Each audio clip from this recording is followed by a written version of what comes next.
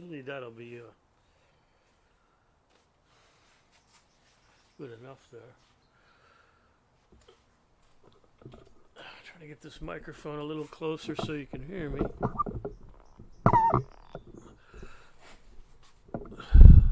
Test, 1, 2.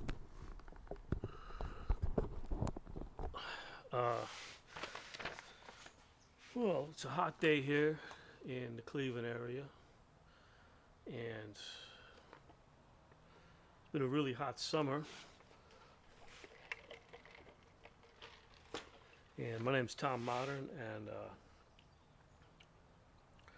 talk to you about a few things about the paranormal, past experiences that I've had in different areas of the paranormal. I wanted to touch on, there used to be, not so much anymore, but there used to be some Montauk Project websites. One of the big websites was montaukproject.com.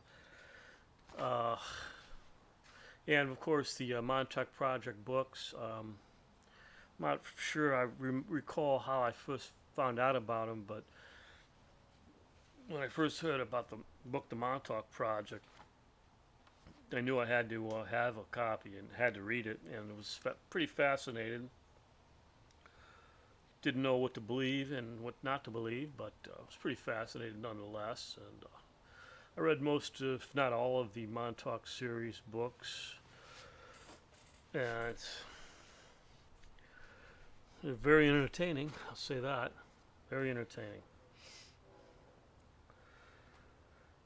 I also had a website, a conspiracy site in the early 2000s called Pararealities. I don't know if you ever heard of it, or probably not. It was pretty smallish, but it was when the MontaukProject.com website kind of got shut down by the government. I started that board, and it was monitored, and there were loosely veiled threats, and who knows what to believe, but it was a lot of fun, that website, Pararealities. So one of these days I was thinking of making a t-shirt out of it.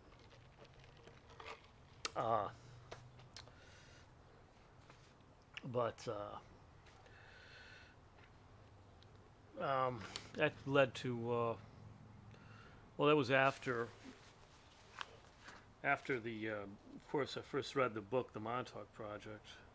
It's probably the late 90s when I heard about it and fell into my hands. And let's see. I used to, Preston Nichols was on the site once in a while. He was never on my site, I don't think, unless he posted under a pseudonym, but he was on the Montauk Project site, and used to email him here and there if I had a question. Never met the man in person, but he's a pretty fascinating guy. I do say that. He's a bright guy.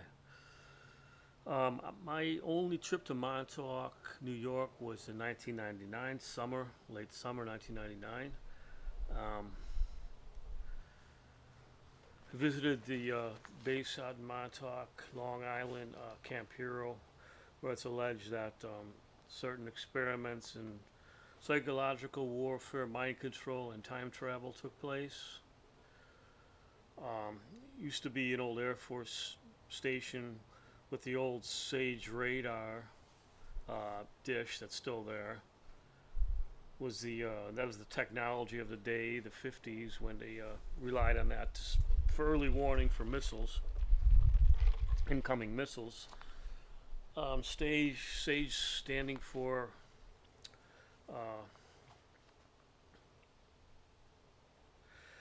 I noticed online, if you look up Sage radar,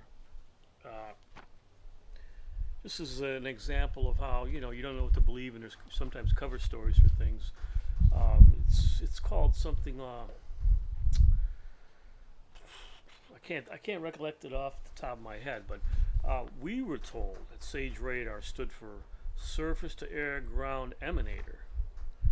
And if you look it up online, it's something totally different. But I just want to throw that out there. It's one example of how they, there's two scripts, two sets of stories for everything. Just like Camp Hero, placed it out there in 1999. Went out to Camp Hero, and when I got there, used to be a fence with a keypad in the front where personnel keyed themselves in. That had been knocked down by a truck, it looked like, and so it was wide open. So I went back there. I saw the Sage Radar building. I saw the AT&T building. I saw some of the barracks. I saw some of the bunkers. The side of hills. A lot of those hills are hollowed out there. I saw manhole covers that were filled with water. I couldn't believe, like, how could there ever be anything going on down there if it's flooded? And I saw some of the interesting things. The camp plumbing system. All the pipes had insulation around them to keep the hot water pipes that were going into the barracks. Some other buildings, the pump house, another computer building, the pink building, maybe that was the AT&T building. I can't recollect everything. But I was in the barracks, and I saw the black and white room. It was a room that was, I think it goes back to Osley's LSD experiments. And they were definitely doing some of those kind of things there at Montauk. And I saw the acid room. It was like a psychedelic room. And a lot of these, places are gone now. These were torn down. So I was kind of fortunate to be able to get there so early. I have Swiss cheese memory about a lot of things, so you gotta, bear with me here. But when I was in the pump house, I can show you here. Back in 1999, the base wasn't cleaned up yet. I mean, it's not that you would go and walk in there and find something classified, but it wasn't cleaned up yet. Actually, there was a lot of documents strewn around and debris and whatnot, and these here are actually documents, papers from Montauk Air Force Station. These have to do with the sewage system, the pump house, keeping track on, the water levels and all that. But it's very interesting. Some of these are dated 1984. Some are dated 1982. I mean, it's really wild. And there's a lot of expense sheets. Some of these people were coming in from all the way from New Jersey. Like this company here, Chef Air, they seem to be a caterer. They were doing the catering for the personnel on the base. And basically they Montauk Air Force Station. Isn't that something? Like I said, none of this is classified. This is all just run-of-the-mill stuff about the January 1980, about the function of the base, the billing, they just mundane things. But I think it's pretty damn cool to have papers from that. Pretty damn cool. Yeah, there was a lot of bills and gas receipts. It seemed to be one Thomas Costello was billing turning in a lot of bills to a supervisor for gas and food. He was probably, I don't know if he was with Chef Air or Who knows if he was actually with the project.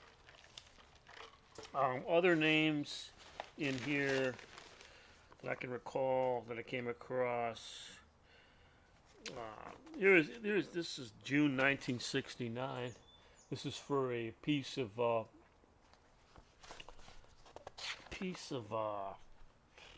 equipment for a hydrant, basic hydrant on the base.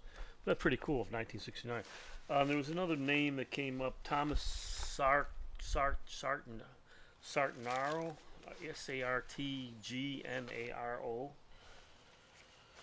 In some of these papers, it's cool to find the name of anybody in anything. You know what I'm saying?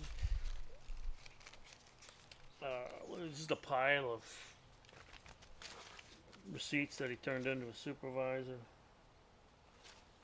There was another name or two, but I'm not sure if I could really find it now. But Chef Air caterers would have. I found a blurb about them doing. They were doing the catering for a hotel in Islip, which I found really weird because then I just thought, well, maybe those people were working at Brookhaven National Laboratories, or they were volunteers, if you know what I mean. Oh, here's another name, Thomas Bavaro. Thomas Bavaro. Played for the New England Patriots, right? That's dated. Boy, scribble. I hate scribblers. 4 something, probably 84. Cool. So the project was still up and running then, 1984. So that's pretty cool to have these. Like I said, nothing to see here. No classified documents. You don't have to come looking for me.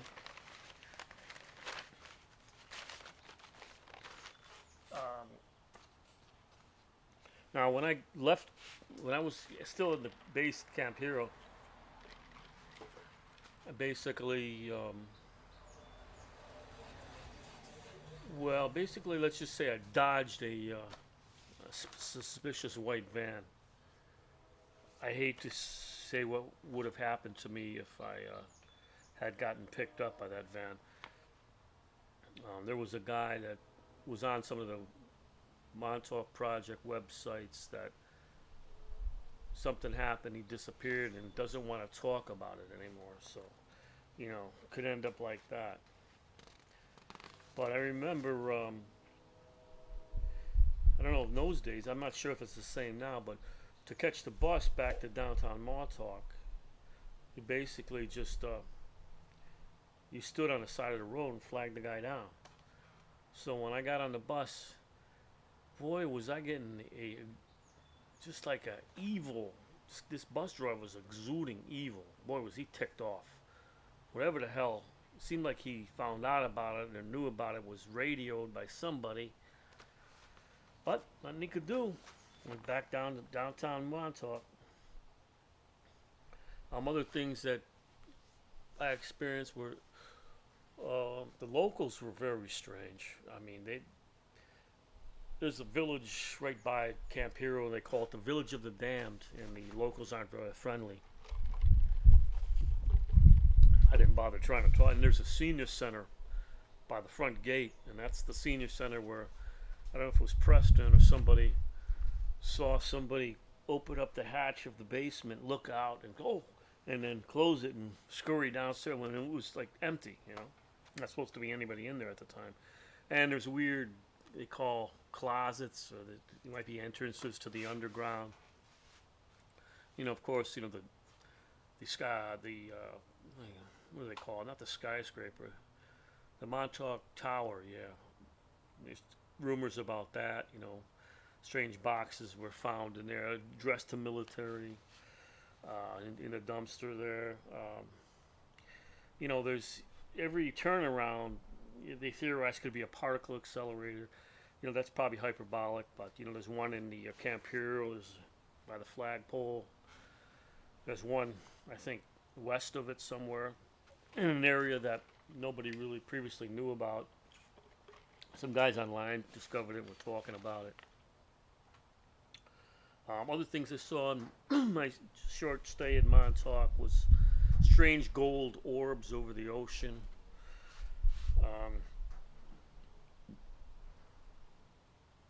Um, and at dawn, a jet flew over downtown Montauk. It turned the chemtrail on right over downtown, and as soon as it passed downtown Montauk, it shut it off.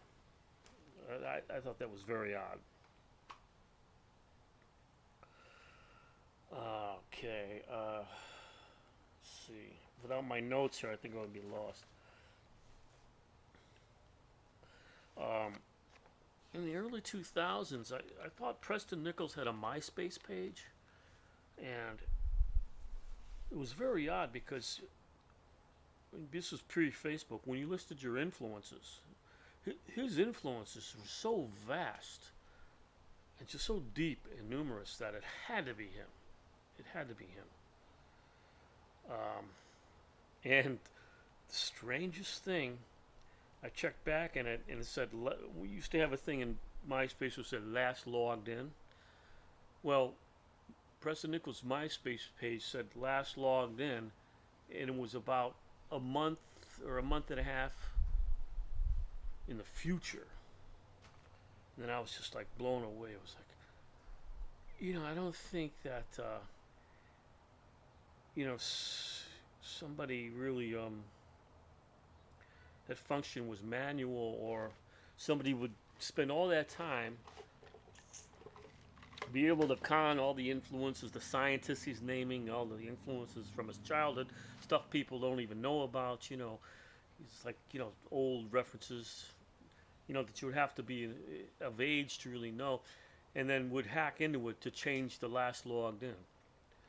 I mentioned this to Peter Moon via email, and he seemed to get very animated about it and insisting, no, Preston does not have a MySpace page. And I was like, wow, okay. And then, as fast as I discovered it, it soon disappeared after that. I thought that was very interesting, though.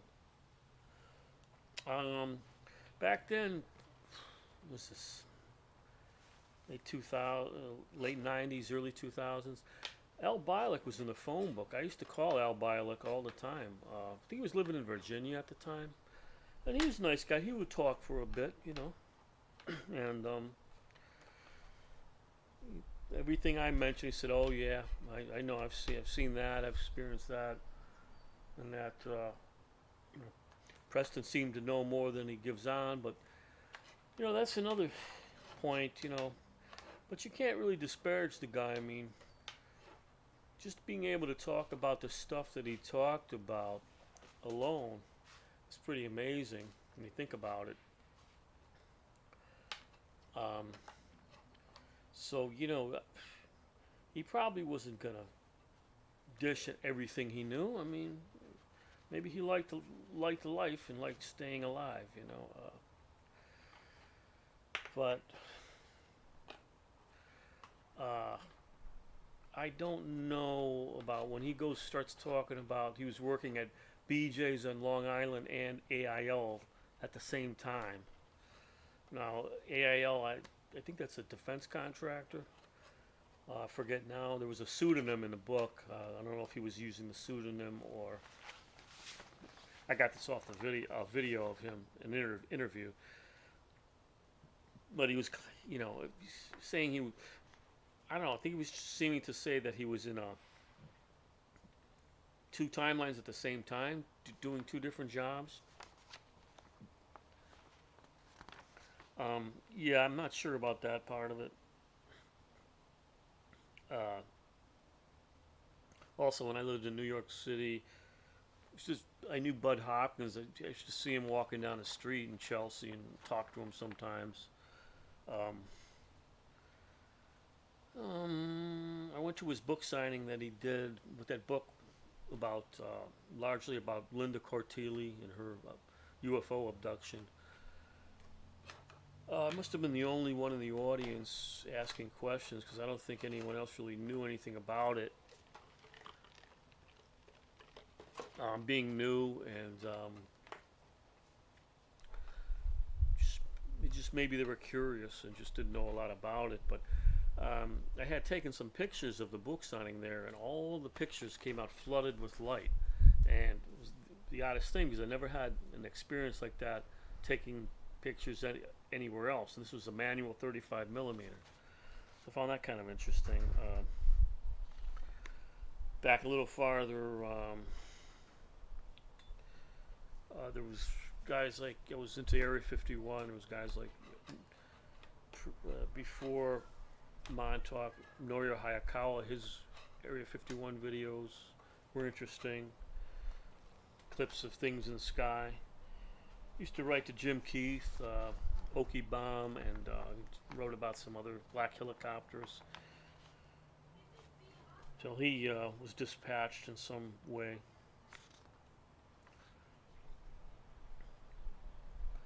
There was a colleague of mine when I lived in New York. There was I had a colleague who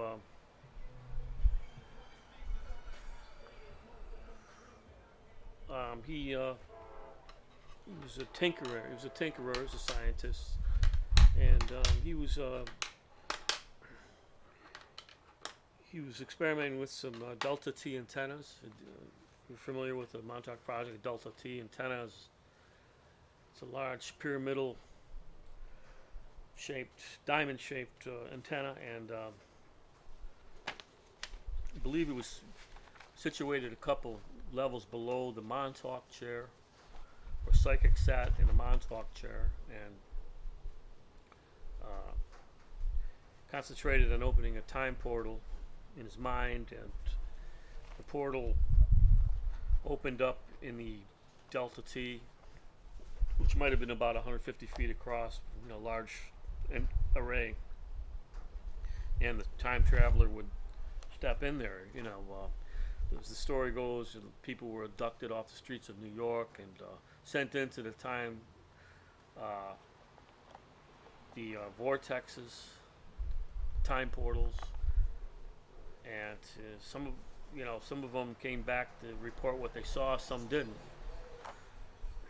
And the story about the Montauk boys, I'm not sure. I hope that isn't true, but it probably is. Being that all the covert experiments that the government were involved in the 60s and 70s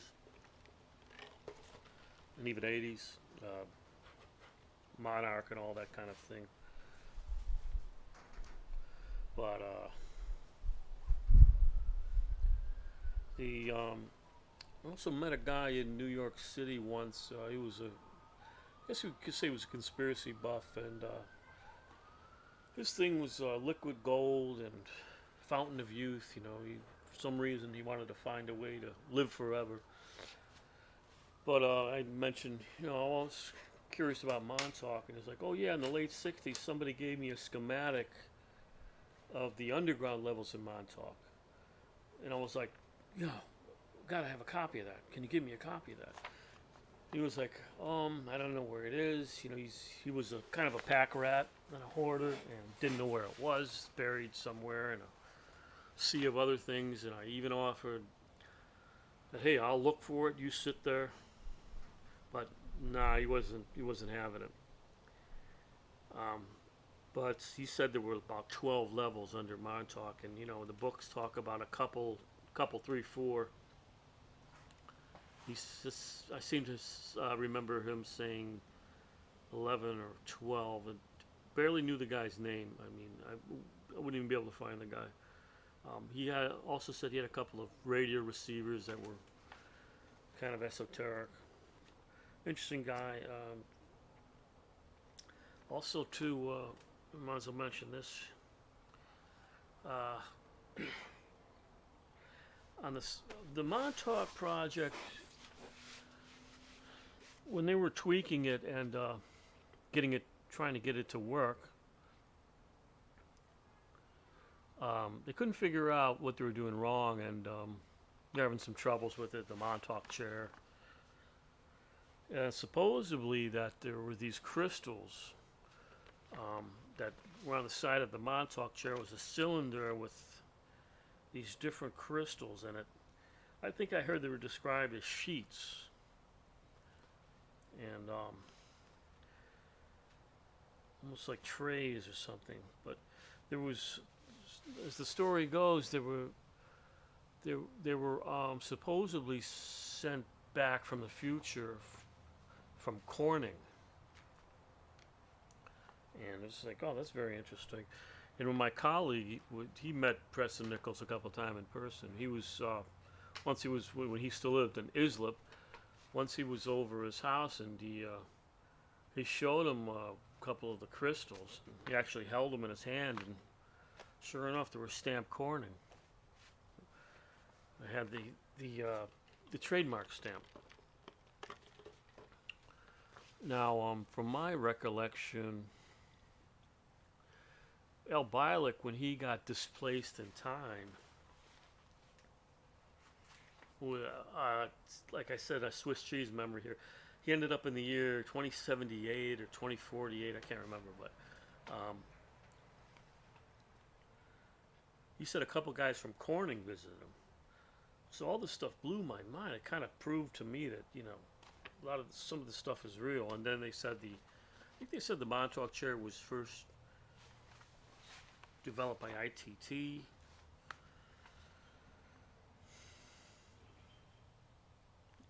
In Islip, and then they moved the chair to Montauk.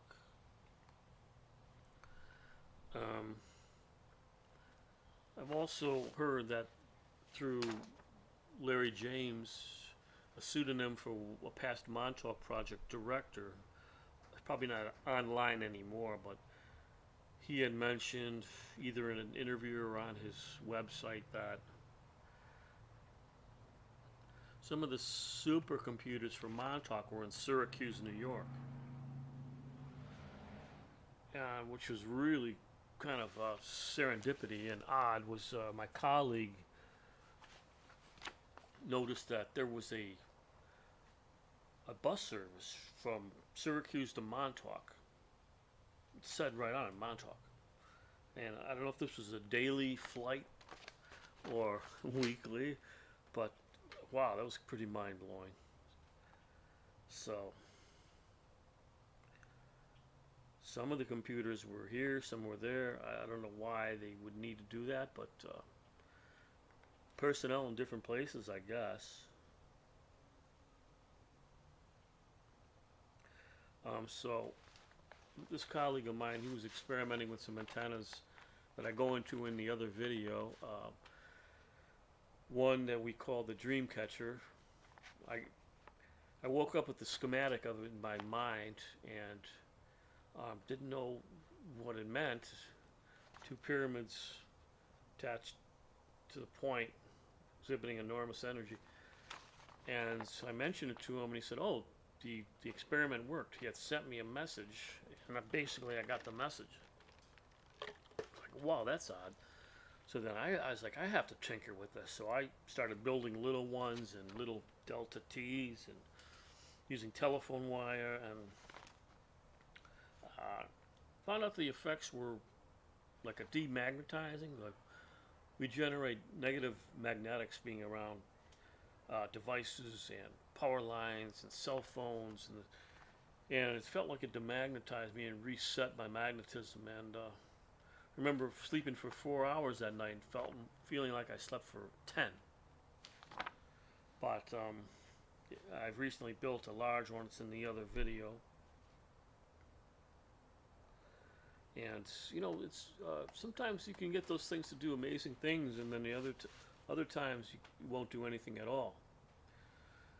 But like I said, you probably need a computer or a supercomputer to hone these things. And I mean, even at Montauk, the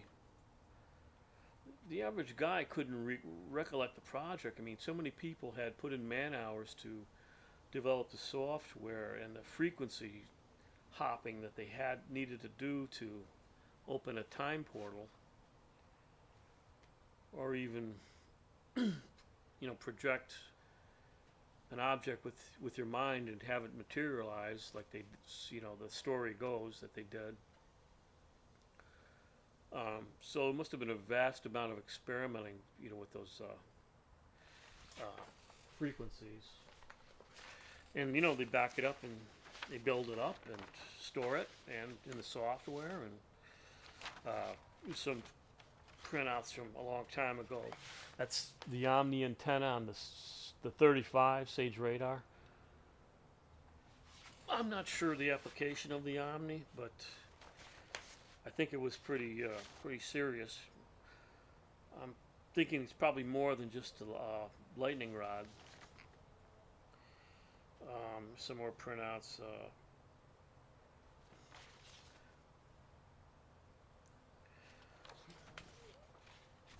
That's just printouts of the paperwork I already showed you. This is from the Larry James page. I don't know if it's dated here.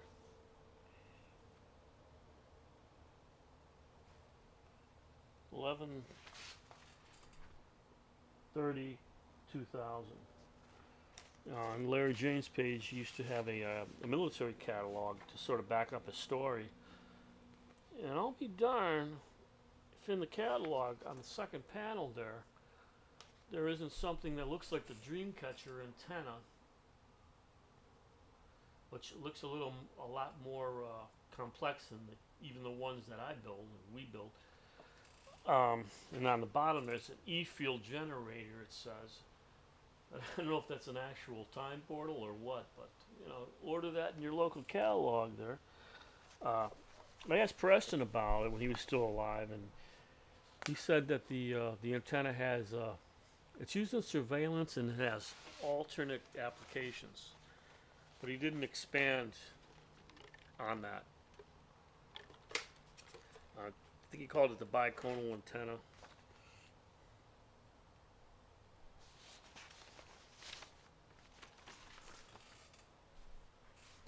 Probably touch on some stuff of pararealities real quick.